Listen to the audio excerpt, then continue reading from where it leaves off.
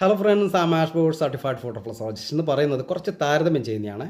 നമ്മൾ കുറേ വീഡിയോസിലൊക്കെ ഇങ്ങനെ കാണുമ്പോൾ ഒരുപാട് ടൂൾസ് ഉപയോഗിച്ചിട്ട് ഇങ്ങനെ ഫോട്ടോ ഫ്ലസോളജി ചെയ്യുന്നത് കാണാം.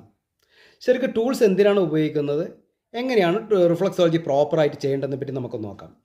അധിക വീഡിയോസിലും കാണുമ്പോൾ പലതരത്തിലുള്ള ടൂൾസ് ഉപയോഗിച്ചിട്ട് ഇങ്ങനെ നമ്മളിങ്ങനെ റോൾ ചെയ്യുന്നതും അതുപോലെ വാക്ക് ചെയ്യുന്നതും പ്രഷർ ചെയ്യുന്നതും ഒക്കെ ആയിട്ട് കാണാൻ പറ്റും. ഇതേപോലെയുള്ള ഓരോ ടൂൾസ് ഉപയോഗിച്ചുകൊണ്ട് നമ്മളിങ്ങനെ വുഡൻ ടൂൾസ്, ഫൈബർ ടൂൾസ്, ഇങ്ങനെയുള്ള സ്റ്റീൽ ടൂൾസ്, ഇങ്ങനെയുള്ള കാര്യങ്ങളൊക്കെ ഉപയോഗിച്ചുകൊണ്ട് നമ്മളിങ്ങനെ റിഫ്ലക്സോളജി ചെയ്യുന്നതായിട്ട് ഇങ്ങനെ വെറുതെ ഒരു വീഡിയോയിൽ ഇങ്ങനെ ഷോ കാണിക്കുന്നത് കാണാം.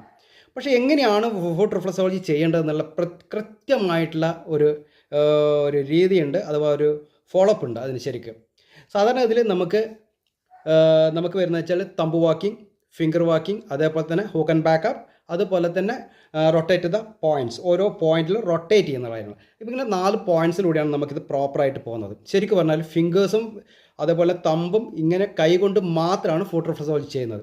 ഇത്തരത്തിലുള്ള ടൂൾസ്, ഈ ടൂൾസ് തന്നെ പല സൈസിലാണ് ഓരോന്ന് വരുന്നത്. ഇതിൻ്റെ റൗണ്ട് ആയിട്ട് ബോൾ പോലെയുണ്ട്, ഇതിൻ്റെ പോയിൻറ്റിങ് ചെറുതാണ്, അതുപോലെ തന്നെ ചിലത് അതിനെക്കാട്ടും മീഡിയത്തിൽ നിൽക്കുന്നുണ്ട്, പിന്നെ ഇതുപോലത്തെ വുഡൻ ടൂൾസിൽ വരുന്നുണ്ട്. അങ്ങനെയുള്ള പല രീതിയിലാണ് വരുന്നത്.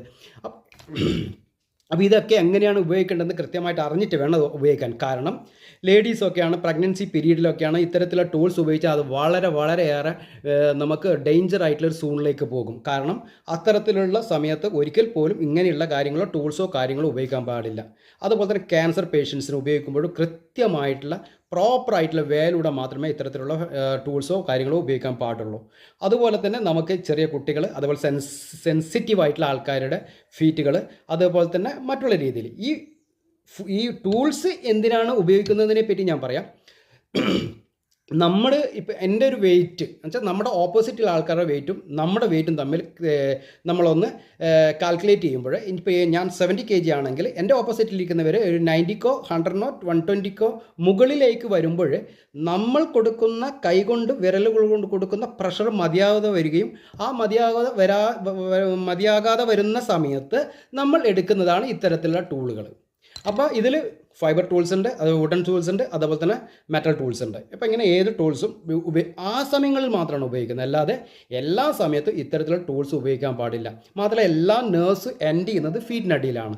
7200 നേഴ്സ് എൻഡ് ചെയ്യുന്നത് ഫീറ്റിലാണ്. എല്ലാ സെൻസറി നേഴ്സും നമ്മുടെ ഫീറ്റിനടിയിലുണ്ട്. അപ്പോൾ ഈ സെൻസറി നെർവുകൾ നമ്മളെ ഫീറ്റിനടിയിലുള്ളതുകൊണ്ട് അതിൻ്റെ എല്ലാത്തിൻ്റെയും സെൻസർ നമുക്ക് റിഫ്ലക്റ്റ് ഏരിയ നമ്മൾ ഫീറ്റിനടിയിൽ ഓരോ പോയിൻ്റായിട്ടും നമ്മൾ അത് ഫോളോ ചെയ്തിട്ട് ഡയഗ്രാം ഉണ്ട്, അതിനൊരു ഗ്രാഫ് ഉണ്ട്. അതിൽ ഏതൊക്കെ ഓർഗനിൽ എത്ര സമയം എങ്ങനെ റിപ്പീറ്റ് ചെയ്ത് പോകണം, എങ്ങനെയുള്ള കാര്യങ്ങളെ ബേസ് ചെയ്തിട്ടാണ് ഓരോ ഇത് പോകുന്നത്.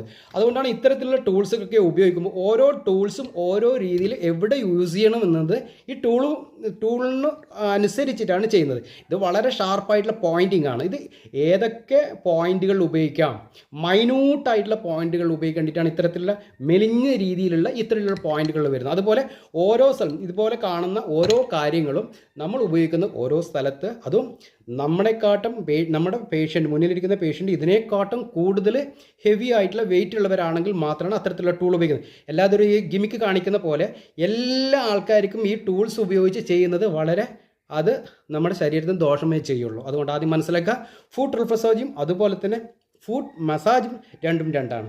അതും നിങ്ങൾ മനസ്സിലാക്കുക. ഫുഡ് റിഫ്ലക്സോളജിയിൽ പോയിന്റുകളെ ബേസ് ചെയ്യുന്നു. ഫുഡ് മസാജ് നമ്മളുടെ മേലെയുള്ള കോശങ്ങൾക്കും അതേപോലെ ടെൻഡൻസിന് വേണ്ടിയിട്ട് പെയിൻ അത് റിലേറ്റഡ് ആയിട്ടുള്ള കാൽക്കൾക്കും വേണ്ടി അതിന് മുമ്പിലുള്ള വീഡിയോ ഞാൻ പറഞ്ഞിട്ടുണ്ട്. അപ്പോൾ ഒന്ന് മനസ്സിലാക്കേണ്ടിയിട്ട് മാത്രമായിട്ടാണ് ഞാൻ പറഞ്ഞിരിക്കുന്നത്. എല്ലാവർക്കും ബൈ. ആ മാഷ് ബോഷ്.